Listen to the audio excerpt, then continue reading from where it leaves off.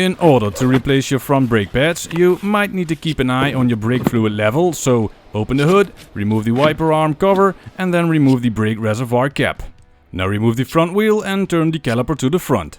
Next step is to remove the brake caliper spring, and if you have a brake pad wear sensor, remove that as well, and then compress the caliper piston.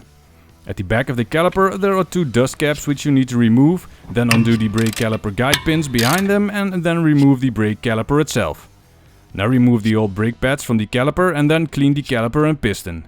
Next step is to temporarily tie the caliper to the suspension so you can clean the caliper bracket.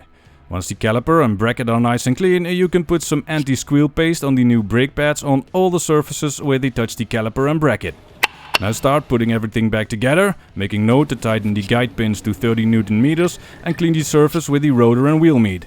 The last thing to do is to check the brake fluid level, adjust accordingly, and there you go. Done.